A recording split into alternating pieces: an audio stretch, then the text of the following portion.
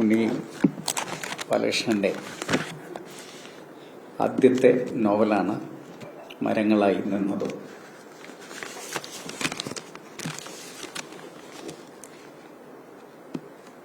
ഇത് ഒരു കൂട്ടം കഥകളെ ഒരുമിപ്പിച്ച് നിർത്തിയിട്ടുള്ള ഒരു നോവലാണ്. അതായത് ഇത് നാളേക്കുള്ള ധാരാളം നോവലുകളെ ഗർഭം പേറുന്ന ഒരു നോവലാണ്. ഇതിൽ നിന്ന് ഓരോ കഥകളെയും വീണ്ടും ഓരോ നോവലുകളായി ശരിക്കും വികസിപ്പിക്കാവുന്നതാണ്. അദ്ദേഹത്തിന് ആറ്റിക്കുറുക്കി സത്യത്തിൽ വാക്കുകളെ മനോഹരമായി കോർത്തിണക്കിയിട്ടുണ്ടെങ്കിലും അദ്ദേഹം വാക്കുകൾ ഉപയോഗിക്കുന്നതിൽ ഒരു പിശുക്ക് കാണിച്ചിട്ടുണ്ട് എന്നുള്ളത് കൊണ്ടാണ് ഇത് ഒരു ചെറിയ നോവലായി നിൽക്കുന്നത്. നാളേക്കുള്ള ധാരാളം നോവലുകളുടെ ഗർഭം പേറുന്ന ഒരു നോവലാണിത്. ഇതിൽ ഇവിടെ പറഞ്ഞതുപോലെ പഴയകാലത്തിന്റെ ഒരു സംസ്കാരത്തെ നമ്മളിലേക്ക് തിരിച്ചു പിടിക്കുന്നതിന് വേണ്ടി ധാരാളം കെട്ടുകഥകളെ കുറിച്ച് മരിച്ചവർ തമ്മിൽ സംസാരിക്കുന്നുണ്ട്. ഇതിനകത്ത് മരിച്ചവരും ജീവിച്ചിരിക്കുന്നവരും സംസാരിക്കുന്നുണ്ട്, മരങ്ങൾ സംസാരിക്കുന്നുണ്ട്. അങ്ങനെ നമുക്ക് ഒരു അബ്സൈഡിറ്റി എന്ന് തോന്നുന്നുണ്ടെങ്കിലും അദ്ദേഹത്തിന്റെ ഭാവന ഏത് തലങ്ങളിൽ നിൽക്കുന്നു എന്നുള്ളത് വളരെ വ്യക്തതയോടുകൂടി നമുക്ക് ഈ പുസ്തകം കണ്ണോടിക്കുമ്പോൾ മനസ്സിലാവും. ഇതിൽ ധാരാളം കഥാപാത്രങ്ങൾ വന്നു പോകുന്നുണ്ട്. പിന്നെ മാധവനാചാരി ഈ തോണി നീറ്റിലിറക്കുന്നതിന് വേണ്ടി ഉള്ള ഒരുക്കങ്ങൾ നടത്തുന്നു. ഇത് അവസാനിക്കുമ്പോഴേക്കും നീറ്റിലിറക്കുന്നു.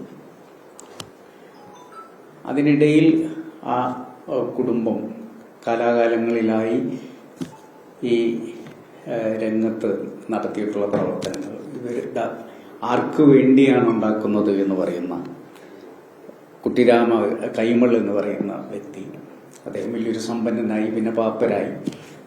അദ്ദേഹത്തിന്റെ ഇഷ്ടങ്ങൾ എന്ന് പറയുന്നത് പെണ്ണും കുതിരയുമാണ്. പിന്നെ അനന്തരവന്മാര്, അതില് നാട് വിട്ടുപോകുന്ന ആള്, തിരിച്ചു വരുന്ന വിനയനും, അവരുടെ കാമുകിയായ പോർച്ചുഗീസുകാരി, അവരുടെ മുത്തശ്ശിയായിട്ടുള്ള പോർച്ചുഗീസുകാരി, അങ്ങനെ കുറെ അധികം കഥാപാത്രങ്ങളെ നമുക്ക് ഇതിനകത്ത് കാണാൻ സാധിക്കുന്നുണ്ട്. ഇതിന് ഓരോന്നിനെയും വേർതിരിച്ച് ഓരോരോ കഥകളായി നമുക്ക് പരിവർത്തിപ്പിക്കാൻ സാധിക്കുന്നതാണ്. സത്യത്തിൽ ഒരു ജേർണലിസ്റ്റ് എന്നതിനപ്പുറം അദ്ദേഹത്തിന്റെ അകത്ത് ഒരു വലിയ കഥാകാരനും ഒരു നോവലിസ്റ്റും ഉണ്ട് എന്ന് ബോധ്യപ്പെടുത്തുന്ന ഒരു ജേർണലിസ്റ്റിന്റെ ഭാഗമായിട്ടല്ല, അല്ലാതെ തന്നെ അദ്ദേഹത്തിന്റെ ഉള്ളിൽ കിടന്നിരുന്ന സർഗാത്മകതയുള്ള ഒരു കഥാകാരൻ ഈ പുസ്തകത്തിലൂടെ പുറത്തു വരികയാണ്. എനിക്ക് തോന്നുന്നു അദ്ദേഹത്തിന്റെ നോവൽ ജീവിതത്തിന്റെ തുടക്കമാണ് ഇത് എന്നാണ് എനിക്ക് ഇത് സംബന്ധിച്ച് പറയാൻ. ഇത് മനോഹരമാക്കി മാറ്റുന്നതിൽ ഇവിടെ മന്ത്രി പറഞ്ഞ പോലെ സൈനുൽ ആബിദിന്റെ ഈ കവറ് ഈ പുസ്തകത്തിന്റെ ഉള്ളടക്കത്തെ വളരെ ആറ്റിക്കുറുക്കി ആ ഒരു കവറിലൂടെ പ്രതിഫലിപ്പിക്കുന്നുണ്ട്. അത്രയും മനോഹരമായൊരു കവറാണ്. ഇതിനകത്തുള്ള ദേവപ്രകാശിന്റെ ചിത്രങ്ങൾ എന്ന് പറയുന്നത് ശരിക്കും ഇതിലുള്ള ഓരോ കഥാപാത്രവും ഇങ്ങനെ ജീവിക്കുന്നത് പോലെ അത്ര ഡീറ്റെയിൽഡ് ആയിട്ടുള്ള ചിത്രങ്ങളാണ് ദേവപ്രകാശ് വരച്ചത്. ഇത് ഒലിവ് പബ്ലിക്കേഷന്റെ പേരിൽ ഇറക്കാൻ സാധിച്ചതിൽ അതിന്റെ പ്രസാധകൻ എന്നുള്ള നിലയ്ക്ക് ഞാൻ എൻ്റെ നന്ദി ഉണ്ണി ബാലകൃഷ്ണൻ അറിയിക്കാൻ കൂടി ഈ അവസരം. ഞങ്ങൾ മറ്റൊരു കഥാകാരൻ ഇതിൽ ഇരിക്കുന്നുണ്ട്. പ്രമോദ് രാമൻ, അദ്ദേഹത്തിന്റെ പുസ്തകവും ഒലിവ് പബ്ലിക്കേഷൻസാണ് അദ്ദേഹത്തിന്റെ കഥാ സമാഹാരം ഇറക്കിയിട്ടുള്ളത്.